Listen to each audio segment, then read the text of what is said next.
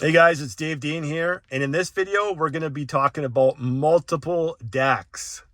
And what do I mean by multiple DACs? So, say you go and buy like an aftermarket head unit, right? And you also have a DSP. So, I would say 95% of the people that buy aftermarket head units and have a DSP, I'd say probably 90 to 95% of those people are running analog out of their head unit into the DSP. So what happens when they're doing that? They're running multiple DACs, right? So they're going to be running the DAC in their head unit, their aftermarket head unit, and then they're going to be running their DACs in their DSP, right? So multiple conversions, and everybody's, oh, you shouldn't do that. Well, you got no choice a lot of the time because a lot of the head units didn't have like an optical Toslink out or a coaxial digital SPDIF out, right? So it's the same thing when it comes to a DAP, right? I got my FiO M17 right here. Yes, right now it's hooked up coaxial digital out. It's just because I ordered a different cord for my 3.5 to RCA. I kind of upgraded it a little bit, so I'm waiting for that one to come in. But normally you've seen my videos in the past and you see the 3.5 to RCA coming out of here, right? So I'm running an analog. So same thing with DAPs. If I'm running analog out of it with a 3.5 to RCA cable, going into my Helix DSP Ultra, I'm running the DACs inside this thing, which are the 9038 Pros, right? The best DACs you can get on the market. And then I'm going into the Helix DSP Ultra, which is no slouch in the DAC department either. They're running the AK DACs, like a higher end AK DAC, right? From before. And so multiple conversions. So the exact same thing if you're running an aftermarket head unit going analog. So basically any of your source units where you're going analog out and you're going into a DSP, you're using multiple conversions. And I'd say probably that's like probably 80 to 90% of the people that run what I was just talking about, it's going to be analog. The FiO DAPs on exception, most people run those coaxial digital out. But a lot of other DAPs, they don't have that option, right? So the one main point I'm going to use here, because next time you see somebody talking about just digital, go digital, go digital, go digital, right?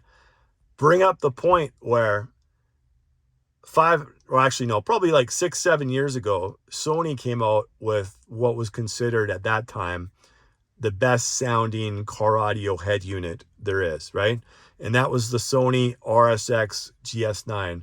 Now, I know some of you old car audio guys that are out there, you're going to talk about the old, the Clarion decks, there's a few decks out there, the Pioneer, the PRS, the 99 PRS, those kind of decks, those were high-end decks. You might want to,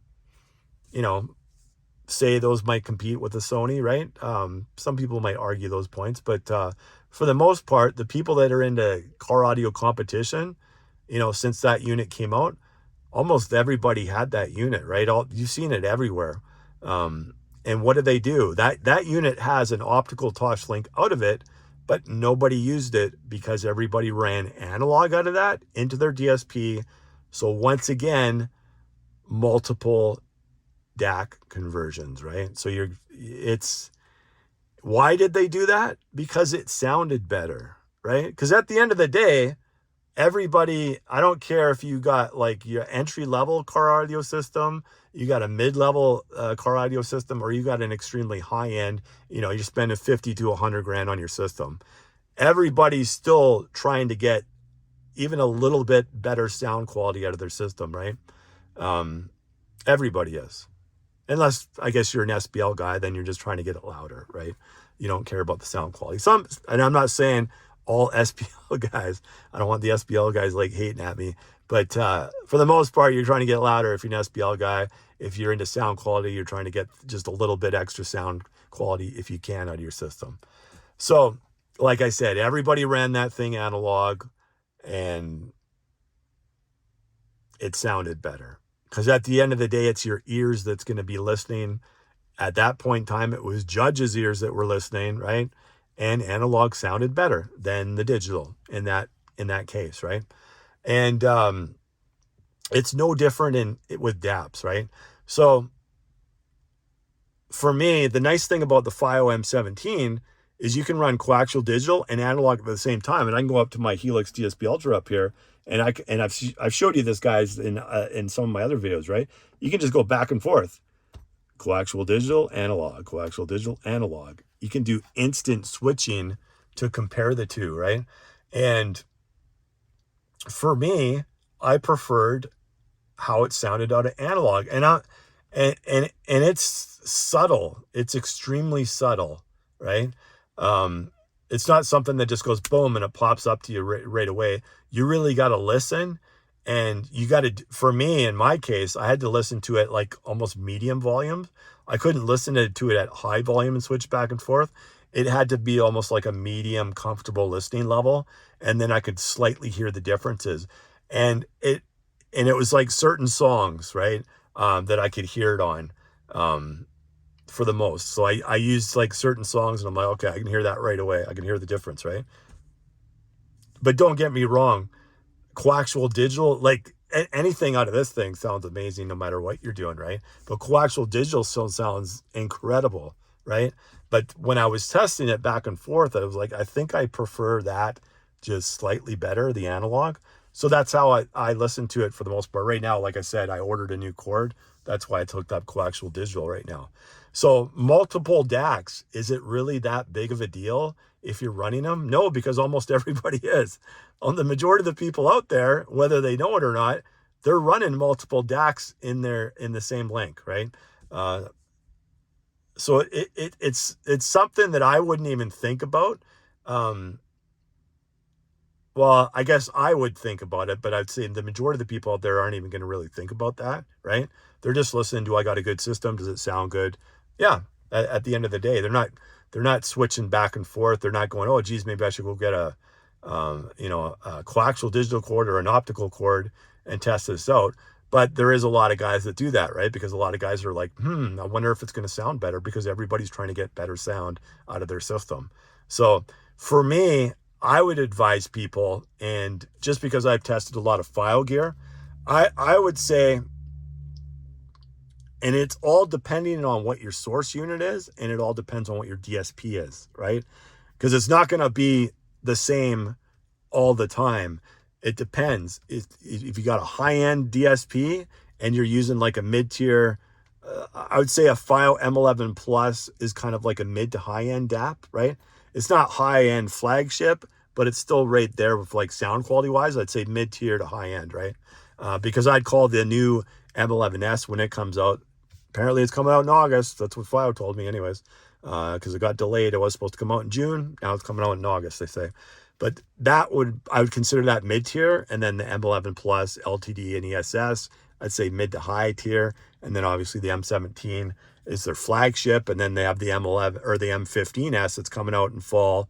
That would be, I would consider that probably a higher end DAP too as well, but just not flagship level, right? So I would say if you have a File M11 Plus or File M11 Plus ESS, that $1,000 DAP range, I would say your safe bet with that would just be coaxial digital. And then of course that's the easiest way to do it too, right? Because you can adjust your settings in your DSP when it comes to digital output. And with the analog, it's more like, if you're trying to do it analog, it's more like you're using that as like an actual source unit. You test where the thing distorts at, right? Same as you would with the head unit. You do the exact same process if you're running analog out of that thing, right? So the easier way to do it, and I think probably best sound quality for the most part, would be going coaxial digital out of that. So I'd say probably around your $1,000, right? We'll wait and see on the M15S when that comes out, and I do a review on that. We'll see which one I think that one sounds better with. But for now, I would say those mid to high end kind of $1,000 DAC, and I'm talking Canadian dollars here. You'll have to check to see wherever you're from, like what that is. I would say your safe bet on those is coaxial digital.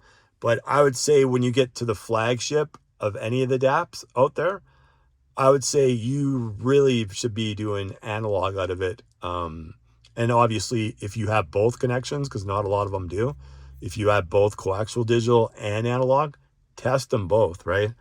because even if you get that like little bit extra sound quality out of something, it's worth it at the end of the day. Because I mean, why spend, like this $2,500 if you don't want to try to get the best sound quality possible, even if it's just like minute, right?